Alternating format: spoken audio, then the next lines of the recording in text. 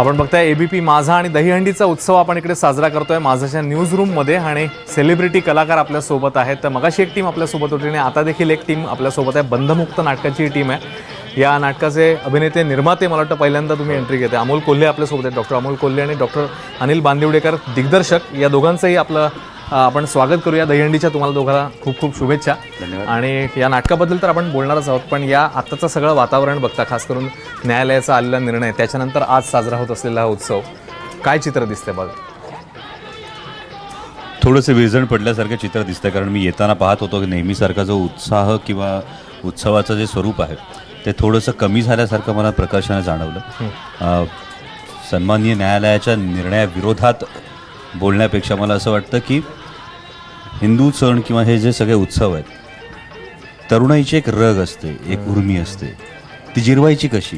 दोन प्रकार आहेत. एक म्हणजे तुम्ही लाल झालेला सिग्नलसुद्धा तोडून भरधाव वेगानं जाता, याला सुद्धा उर्मी जिरवणं म्हणतात. आणि तुम्ही लाल झालेल्या सिग्नलला जो कोणी सिग्नल तोडत असतो त्याला थांबून झेब्रा क्रॉसिंगच्या मागे उभा राहायला सांगतात, याला सुद्धा उर्मी जिरवणं म्हणतात. त्यामुळे मला वाटतं की एक विधायक रीतीनं ही जी उर्मी येण्यासाठी किंवा जिरण्यासाठी जी गोष्ट आहे, जी तरुणाईत मराठी मनगटातली रग एका विधायक गोष्टीने जाण्याची जी गरज आहे, ती कुठेतरी थोडंसं त्याच्यावर उत्साहावर पाणी पडल्यासारखं नक्की वाटतं. डॉक्टर, तुम्ही कसं बघताय या सगळ्या सिच्युएशनकडे आणि तुमच्या वेळचा उत्सव, लहानपणीचा आणि आताचा उत्सव, काय सांगाल? माझ्या काळामधला उत्सव जो होता तो बालगोपाळांचा उत्सव होता. म्हणजे मी आता इव्हेंट झालाय, इव्हेंट नक्कीच झालेला आहे. त्याला कमर्शियल किंवा व्यापारी स्वरूप तर मिळालेच आहेत इव्हेंट मॅनेजमेंटचे इश्यूज. मला आठवते, मी पार्ल्यात राहत होतो, हे पार्ल्यात अजूनही राहतो म्हणा. तर टिळक मंदिरामध्ये वगैरे हा आमच्याकडे दहीहंडीचा उत्सव व्हायचा. तिकडे पारंपरिक पद्धतीने, म्हणजे ज्याला आपण गोफ म्हणतो, तो गोफ खेळण्याचा प्रकार असायचा. त्याच्यानंतर लहान मुलं आणि सगळे मिळून ती हंडी जी असायची, शाळेतली व्यायामशाळेतली मुलं ती फोडायचे. आणि त्याच्यानंतर दही काल्याचा हे असायचा प्रसाद, पोहे दही आणि हे घेऊन जायचे. आणि त्या ह्याच्यावरती आम्ही कितीतरी दिवस आठवण काढत राहायचो. त्या आठवणी ज्या असायच्या ना, त्या आपल्याबरोबर ज्या असायच्या. मला असं वाटतंय की त्यावेळी लोक आहेत ना, आपल्या घराघरात म्हणजे चाळीत किंवा बिल्डिंग्समध्ये हा सण साजरा करायचे. म्हणजे मलाही आठवतं, मी पूर्वी जेव्हा लहान होतो तेव्हा वरळीत राहत होता. हा खरा गिरणगावचा सण आहे. आणि गिरणगावातल्या लोकांनी हा इतका जपलेला सण आहे. म्हणजे वरळीला आम्ही ज्या चाळीत राहत होतो तेव्हा मी माझ्या वडिलांना थराला हे करताना मी बघितलेलं आहे. ती माझी अजूनही माझी आठवण आहे की माझे वडील त्या दहीहंडीमध्ये खेळत होते. आणि आपल्याकडे तोच शब्द आहे की गोविंदा रे गोपाळा, यशोदेच्या तानाबाळा. आणि हे जे करण्याची जी वृत्ती आहेत, लोकात मिसळणं आणि लोकात एकत्र येणं, याच्यामध्ये कास्टिझम, बाकीच्या सगळ्या ज्या गोष्टी आहेत किंवा इकॉनॉमिकल जे आपण आताच्या काळात सो कॉल आपण म्हणतो जे प्रकार आहेत, ते न होता मिक्स होणं जे होतं ना, ते ज्याला समाजाची सरमिसळ जी आहे ती तिकडे होती. आणि हे सगळं लालबाग, परळ किंवा वरळी, दादर, ह्या सगळ्यांनी ते जपलं. म्हणजे मला माझ्या आठवणीतल्या ज्या आयडियलची जी दहीहंडी आहेत किंवा दादरची जी दहीहंडी आहेत, ते गेले कित्येक वर्ष तिथं आम्ही लोकसत्तेला आणि मठाला नेहमी फोटो बघायचो फ्रंट पेजला आणि आम्ही समजायचो हो. आणि ह्या सगळ्या दहीहंड्या सगळ्यानंतर रात्री उशिराने फुटायच्या लोकांच्या सोयीनुसार. खरं दहीहंडीचा प्रकार जो आहे हा खरं दुपारच्या ह्याच्यामध्ये करून ते व्हायला पाहिजेत. पण आपल्याकडे ह्या सगळ्या गोष्टी ह्या पद्धतीने होत्या. खरं. पण मला असं वाटतं अजूनही, जसं यांनी सांगितलं की हे चॅनलाइज व्हायला पाहिजे.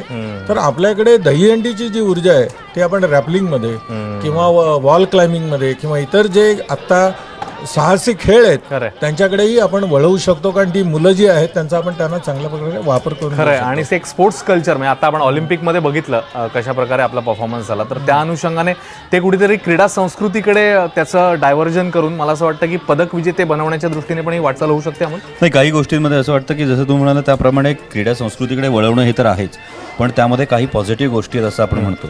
कायम आपण थट्टेच्या सुरात किंवा मस्करीच्या सुरात असं म्हणतो की मराठी माणूस कायम एकमेकाचे पाय ओढण्यात अग्रेसर असतो.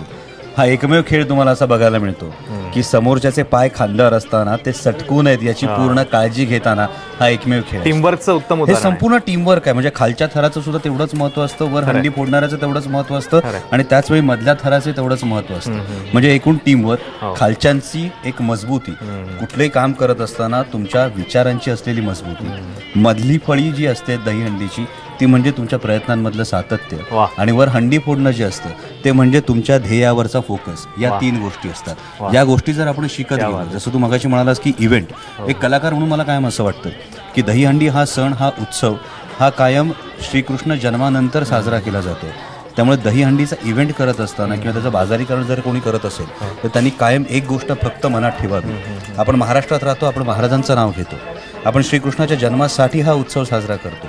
भर सभेत द्रौपदीला वस्त्र पुरवणाऱ्या श्रीकृष्णाच्या जन्माचा हा उत्सव आहे. त्यामुळे त्याचा इव्हेंट करत असताना कुठेतरी माता भगिनींना त्यांच्या सभ्यतेला गालबोट लागेल असा हा इव्हेंट होऊ नये, याची सुद्धा एक जाणीव ठेवली पाहिजे. तर मला वाटतं मूळ संस्कृती, मग आपण याला क्रीडा संस्कृतीचा कसा विचार करायचा याचा नक्की दोन्हींचा विचार करता संगम केला पाहिजे. पण एका वाक्यात सांगायचं तर आधी हे गोष्ट खूप जास्त मुक्त होती असं वाटतं. वा, आता काही बंधनांमुळे ती बंद झाली असं वाटतं. त्या बंध आणि मुक्त याच्यामधल्या रेषेवर आपण उभे आहोत. डॉक्टर, या नाटकाबद्दल तर आपण बोलूयाच, पण आता बोलता बोलता अमोल ज्या फ्लोमध्ये बोलत होता त्याने लिखाण पण करायला पाहिजे जास्त असं वाटतं तुम्हाला? काय काय वाक्य त्याची आणि ते थरांचे रेफरन्सेस वगैरे काय वाटतं तुम्हाला? मुळामध्ये तो स्वतः चांगला ओरेटर आहे, भाषण करतो. त्याची भाषणं मी ऐकलेली आहेत. त्याला जी आजच्या तरुणाची जी नस आहे ती त्याला माहिती आहेत. आणि एक मेडिकल प्रोफेशन असल्यामुळे आणि पूर्ण वाचनाची आवडच मुळात असल्यामुळे त्याला ह्या ज्या गोष्टी आहेत ह्या व्यवस्थित त्या मांडण्याची त्याला सवय आहे.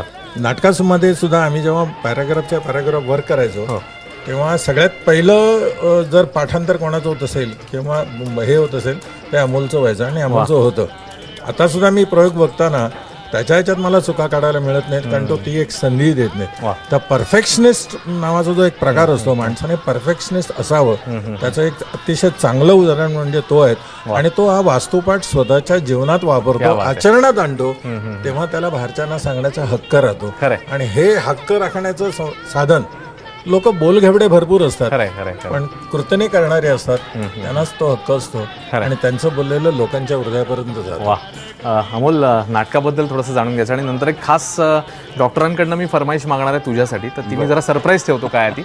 पण मला सांग, बंधमुक्त काय म्हणजे विषय तर नाटकाच्या शीर्षकावरनं गंभीर वाटतो, काय आहे बंधमुक्त? नाही, खरं तर हा पुन्हा एका वाक्यात सांगायचं तर प्रत्येक घरात कधी ना कधी घडणारं, पण ते घडू नये असं वाटणारं, पण कुणालाही न चुकणारं असं ते नाटक आहे. हे जे प्रत्येकाच्या आयुष्यात कधी ना कधी घडत जातं. म्हणजे दयामरण, इच्छामरण हा जरी विषय जरी हे असला तरी सुद्धा आज न्यूज चॅनलच्या माध्यमातून जे चर्चासत्र आहे, या चर्चासत्रातून हा विषय उलगडत जातो.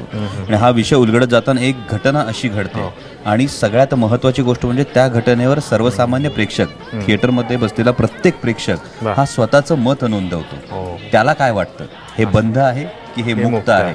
आणि कलाकार म्हणून हे कायम एक आव्हान असतं की प्रेक्षक जे काही मत देतील त्या प्रेक्षकांच्या मतावर नाटकाचा दुसरा अंक होतो. यात कुठेही स्टेज नाही, कुठेही ठरलेली गोष्ट नाही.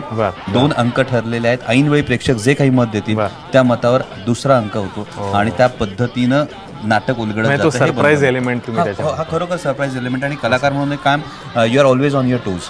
की प्रेक्षक आज काय मत देणार आहे. म्हणजे जसं मी परवा गडकरीला प्रयोग केला तेव्हा प्रेक्षकांनी मुक्त ऑप्शन दिला होता. काल गडकरीचा प्रयोग केला, बंध ऑप्शन दिलेला आहे. आता उद्या 26 तारखेला पुन्हा गडकरीला प्रयोग आहे.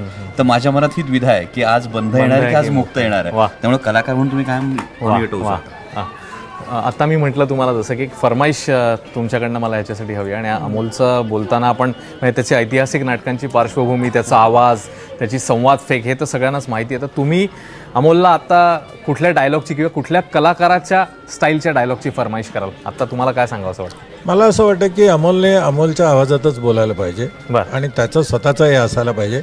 त्याने त्या नाटकातला एखादा त्याला आवडणारा जो हे परिच्छेद आहेत तो त्याने बोलला तरी चालेल. त्याचं कन्फेक्शन आहे तर त्याच्या गोष्टी आहेत त्याबद्दल सांगितलं तरी चालेल. कारण मला असं वाटतं की त्याचा स्वतःचा एक बाज आहे तो त्यांनी द्यावा. प्रेक्षकांना ऐतिहासिक आणि हे बघण्याची हे गरज आहे. तो बऱ्याच वेळा त्याच्या देहबोलीतनं बोलतोय आवाजाबरोबर, पण ते त्याने बोलावं असं. आपण ते तर घेऊयाच. पण अमोल, म्हणजे जेव्हा हे सगळं चालू होतं नाटकांचं तुझं काम आणि त्यानंतर प्रोफेशनल नाटकामध्ये येण्याच्या आधी कुठल्या अशा कलाकारांचे आवाज काढायला आवडायचे किंवा असे काही केले होते कधी एक्सपेरिमेंट? नाही, खरंच तसं कधी नाही केलं, खरोखर नाही केलं. पण तरी करायला सांगितलं तर कोणाचे आवाज काढ किंवा कोणाच्या आवाजाचा तू फॅन आहेस? म्हणजे तुझ्या आवाजाचे अनेक फॅन आहेत, पण तू कोणाच्या आवाजाचा फॅन? नाही, मी एका आवाजासाठी तर सगळ्यांचं एकच नाव असतं, ते म्हणजे बच्चन साहेब. बच्चन साहेबांच्या पलीकडे कोणाचा आवाज म्हणजे किंवा अमरीश पुरी हे दुसरं एक फार महत्त्वाचं नाव. तो बेस किंवा तो बास कधीच येणार नाही. कलाकार म्हणून मी फान कायम डॉक्टर काशीनाथ घाणेकरांचा. मी त्यांना कधीच पाहिलं नाही, पण मी त्यांचं जेवढं ऐकलंय ते ऐकल्यानंतर जे कोणी म्हणतं की Marathi industry is not a star driven industry, या सगळ्या आक्षेपांना एका क्षणात खोडणारं नाव म्हणजे डॉक्टर काशीनाथ घाणेकर असं मला कायम वाटतं. त्यामुळे मी त्यांचा कायम फॅन आहे. म्हणजे अश्रूंची झाली फुले किंवा गारंबीचा बापू हे आपल्याला करायला मिळालं नाही अशी खंत कायम मनात असते. पण बंधमुक्तमध्ये एक खूप छान प्रतिक्रिया आम्हाला कोल्हापूरमध्येच मिळाली. ती म्हणजे की बंधमुक्त पाहत असताना कुठेतरी सतीश दुभाषी आणि डॉक्टर काशीनाथ घाणेकर यांचा अचानक एक मिलाफ काही ठिकाणी पाहायला मिळाला. मला वाटतं कलाकार खूप मोठी कॉम्प्लिमेंट आहे कलाकार असं मला वाटतं. आणि त्याच्याबद्दल तुझं अभिनंदन आणि कौतुक केलं पाहिजे. त्याच्याबद्दल तर आपण बोलूच आणखीन, पण आता जी 3 नावं तू घेतलीस तर मला एक खास आज विनंती करावीशी वाटते. या 3 पैकी जर तुला चॉईस दिला तर कुठला तुला आवाज इकडे सादर करावा असं वाटतो? आवाज नाही सादर करता येणार मला, पण त्यांचा डायलॉग मी नक्की सादर करू इच्छेन. डॉक्टर काशीनाथ घाणेकरांचा अश्रूंची झाली फुले मधलाच सो वॉट, भ्रष्ट होण्यापेक्षा तुम्ही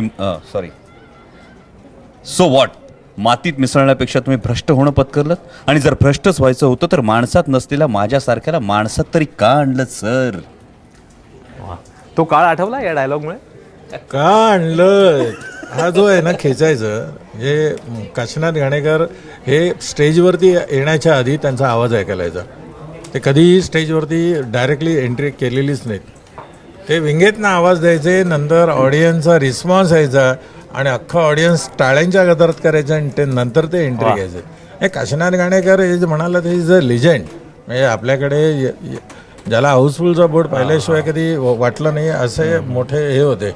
हा त्याच्या मनामध्ये कायम रुतलेलाच आहेत की काशीनाथ घाणेकरने जसं स्टार्टेड गोष्ट केली तसं आपल्या हातून ही काम व्हावं, त्याची इच्छा आणि पॅशन असण्याबद्दल कोणाचं काही दुमत असूच शकत नाही. पण काशीनाथ घाणेकर ही आपल्या मराठी माणसांची ॲज अ थिएटरमध्ये किंवा सिनेमामध्ये असलेले अतिशय मर्मबंधातील ठेव आहे. वा, हृदयाचा हळवा कोपरा आहे असं म्हणू शकतो.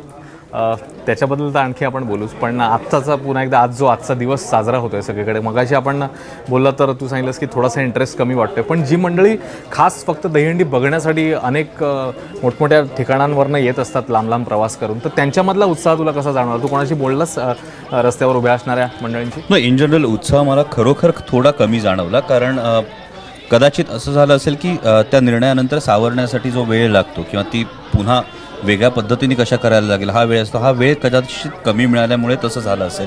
पण सर्वसामान्यांच्यामध्ये उत्साह खरोखर थोडा कमी वाटला. म्हणजे I consider all the safeties, everything या सगळ्या गोष्टी असल्याच पाहिजेत. 18 वर्षांपेक्षा कमी मुलं वरच्या थरावर जाता कामा नयेत ही गोष्ट मला पूर्ण मान्य आहे. कारण KEMमध्ये काम करताना स्पेशली जेव्हा आम्ही इंटर्नशिप करत होतो तेव्हा कॅज्युअल्टीमध्ये असायचो, तेव्हाचं एक चित्र म्हणजे पाहताना मला खूप थरारक वाटते ही गोष्ट. पण कॅज्युअल्टीमध्ये जेव्हा ते एक चित्र असायचं ना की ग्लव्सचा असा एक पूर्ण थर किंवा एक ढीग लागलेला असायचा दहीहंडीच्या दिवशी जर आमची कॅज्युअल्टी असेल तर, आणि त्यावेळी ती कायम एक धास्ती असायची कोण येणार, कशा पद्धतीने येणार. त्यामुळे तो धोका टाळून सुद्धा हा साहसी खेळ आहे. त्याच्या ट्रेनिंगनुसार त्याला प्रॉपर ट्रेनिंग, जे सगळी पथकं किंवा सगळी मंडळं याची प्रॉपर सराव करतात. ज्या काही अपवादात्मक काही अपघात आहेत ते टाळण्यासाठी काय गोष्टी करता येतील याचा खरोखर एकदा गांभीर्यानं विचार व्हायला पाहिजे असं मला वाटतं. आणि ते जर झालं तर एक कोडं असं पडतं ना अश्विन की 3 की 4 वर्षांपूर्वी मला असं वाटतं की सगळी प्रसारमाध्यमं आणि आपण सगळेजण तोंड दुखेपर्यंत एका गोष्टीची स्तुती करत होतो, जे स्पेनवरून एक टीम आली होती मानवी मनोरे रचण्याची, आणि त्यावेळी 8 थर की 9 थर या गोष्टींविषयी आपण बोलत होतो आणि ते किती सुंदर करतात याचा आपण कायम विचार करत होतो. जेव्हा मला वाटतं जोगेश्वरीच्या एका जय जवानच्या महिलांनी जेव्हा 5 की 6 थर लावले तेव्हा सुद्धा आपण स्त्री शक्तीचं तेवढं कौतुक करत होतो. मग त्याच तोंडाने आपण आज कसं म्हणायचं की नाही हे नाही असं नका असं करा म्हणून, हे म्हणताना आपण स्वतःला कुठेतरी एक विचारलं पाहिजे आपणच या गोष्टीला प्रोत्साहन दिलेलं आहे, आपल्याला याच गोष्टीत थरार वाटलेला आहे. मग हाच थरार कुठेतरी जीवावर न बेतता करता येण्यासाठी काय केलं जाऊ शकतं याचा जर एकदा सारासार विचार झाला तर मला वाटतं की पुढल्या वर्षी कदाचित याच्यात काहीतरी एक सोल्युशन निघेल आणि खरोखर साहसी खेळ हे खरोखर साहस राहील, ती तरुणाईची रग दिसण्याची एक गोष्ट राहील. पण हेच होत असताना कोणाच्या जीवावर ती गोष्ट बेतणार नाही याची कुठेतरी काळजी नक्कीच घेत आहे. खरं आहे, खूप महत्त्वाचा मुद्दा मांडला आहे. आणि मला तुम्हाला रंगभूमीच्या माध्यमातून विचारायचं आहे की ही जी संस्कृती ज्याच्याबद्दल तुम्ही देखील उल्लेख केला, ते वातावरण तुम्ही पाहिलेलं आहे, ती कुठेतरी रंगभूमीवर आणायची किंवा असं काही तुमच्या डोक्यात आहे याच्या पुढे जाऊन? कारण जसं आपण म्हटलं की पुढची जी पिढी आहे त्यांना हे सण आणि उत्सवच कदाचित फक्त यूट्यूब आणि या ठिकाणी फक्त व्हिडिओतच बघायला मिळतील अशी काय स्थिती होते की काय, असं पण कधी कधी वाटून जातं. तर तुम्ही काय कराल याच्यासाठी? नाही, तुम्ही खूप चांगला प्रश्न विचारलेला आहे. मला असं वाटतं की हे रंगभूमीवर सुद्धा आलं पाहिजे, लोकांना हे कळायला पाहिजे. आणि वेगवेगळ्या माध्यमातून लोक करत असतात किंवा या संदर्भामध्ये वेगवेगळे ट्रुप्स किंवा ग्रुप हे करत असतात, प्रेझेंट करत असतात. पण हा जो सण आहे, माझं स्वतःचं पर्सनल एक असं मत आहे, आपल्याकडे कबड्डीपूर्वी मातीतलाच खेळ होता. खरं आता प्रो कबड्डी म्हणून तो इतक्या वरच्या थराला गेलेला आहे की आता आपल्याकडे म्हणजे माझ्या माहितीनुसार एका वेळेस त्यांच्याकडे 18 कोटी लोक ते बघत होते. इतका प्रोफेशनलिझम त्याच्यामध्ये आलं आहे. त्याच्यामधल्या सगळ्या इंजुरीज आणि सगळ्या गोष्टी आहेत त्या त्यांनी कव्हर करण्याचा प्रयत्न केलेला आहे. आपण गोविंदाला सुद्धा अशा प्रकारे जर प्रो गोविंदा असं जर केलं आणि जर प्रो गोविंदा केलं आणि त्यांच्या जर स्पर्धा घेतल्या तर इव्हेंट वेगळा होईल आणि आपला जो सण आहे तो वेगळ्या पद्धतीने साजरा करता येईल. दोन्हीकडे आपल्याला थरार व्यवस्थित ठेवता येईल, पण तिकडे सुपरवाईज पद्धतीने करता येईल. मला असं वाटतं शिस्त लागेल असं आपण. मला असं वाटतं की आता हा प्रो गोविंदा व्हायला हरकत नाही. वा वा, खूप वेगळा कन्सेप्ट मांडलेला आहे. आणि याच निमित्ताने आणखी एक प्रश्न की आत्ताचं तर आपलं आपण बघतोय थरांची मर्यादा आणि त्या सगळ्या गोष्टी, पण लहानपणी कधी थरामध्ये गेला होता अमोल? हो. कुठल्या थराला? आणि आत्ता गेलास तर कुठल्या थराला असतील?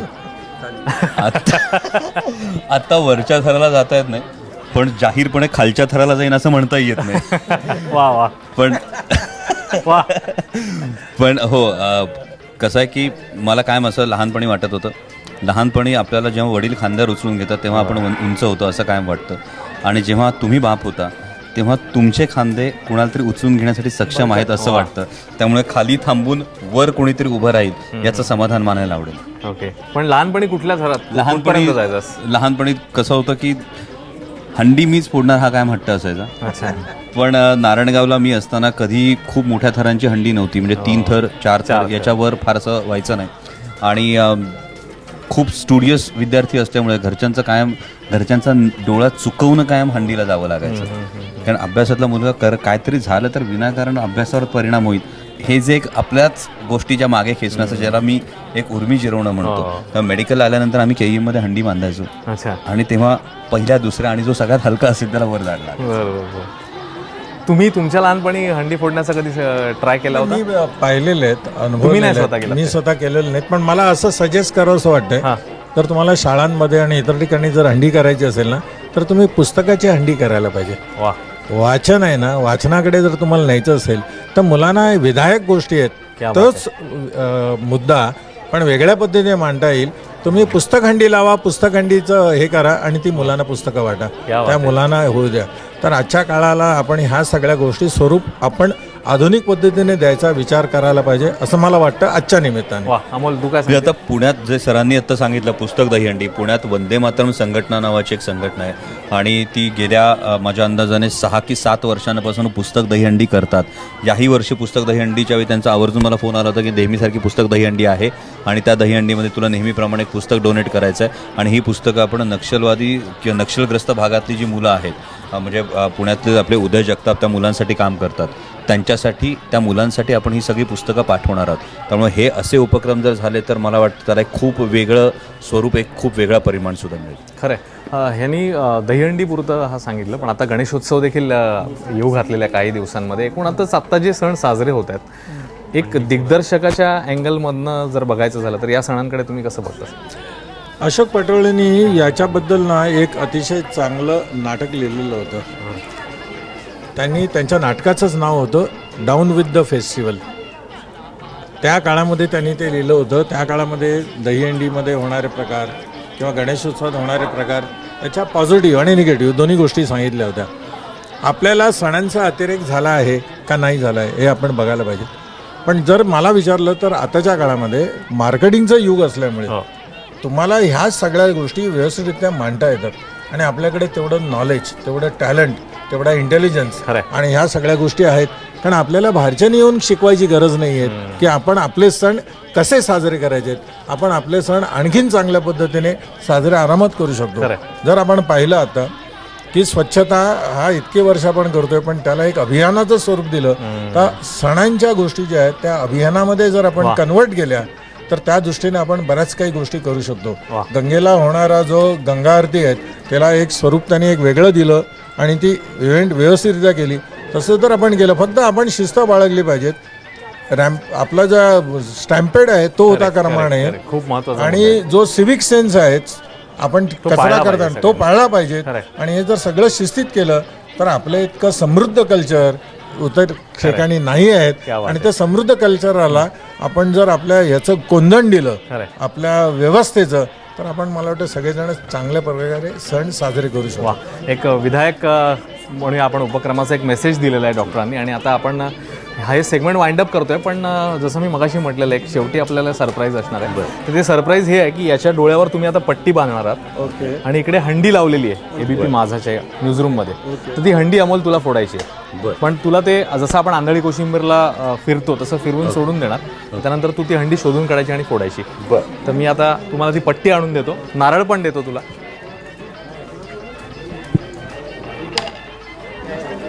ही पट्टी तुम्ही बांधायची आहे आणि हा नारळ अमोलकडे असेल. फेकायचं नाही, तो असा फेकून मारायचा नाहीये. बांध.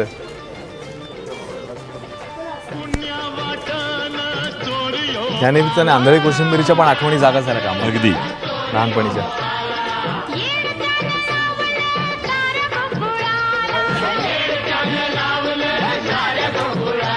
त्याला विचारा तुम्ही आधी दिसतंय की नाही. आपल्याला चेक रियालिटी चेक घ्यावा लागेल ना आपल्याला.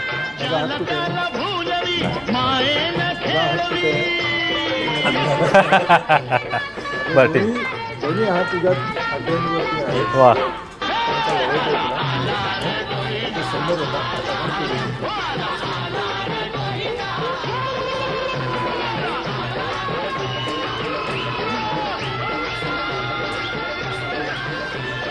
बस आता अमोल तू जाऊ शकतोस हंडी फोडायला.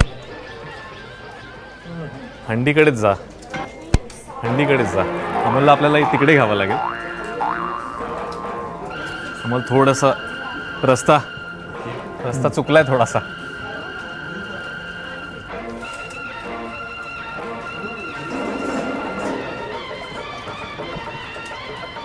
मशीन्स सांभाळायला लागतील.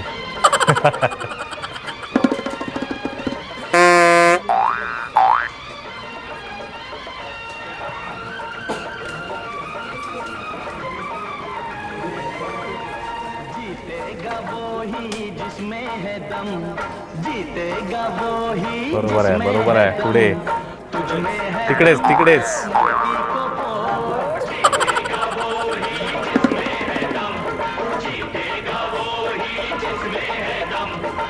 बस क्या बात आहे. त्या जसं तू मग लहानपणीच्या वरच्या थरांचा उल्लेख केलेला होतास त्याची कुठेतरी आठवण झाली इकडे. अगदी अगदी अगदी.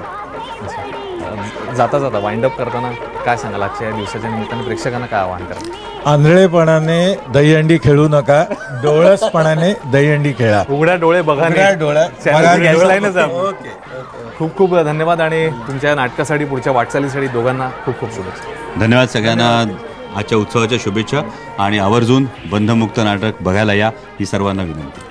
एबीपी माझाने आम्हाला ही संधी दिली आणि या निमित्ताने आम्हाला सर्वांशी बोलता आलं, आमचे विचार मांडता आले. पण सगळ्यात महत्त्वाचे जे आम्हाला म्हणायचं आहे की मोकळ्या मनानं तुम्ही बंधुमुक्त हे नाटक बघायला या, जे आमचं लवकरच तुमच्या शहरात तुमच्या जवळ येईल. आठवणीने आस्वाद घ्या. आम्ही एबीपी माझाचे या दृष्टीने आम्ही धन्यवाद देऊ इच्छितो. खूप खूप थँक्यू. तुम्हाला दोघांना देखील थँक्यू आणि पुढच्या वाटचालीसाठी शुभेच्छा.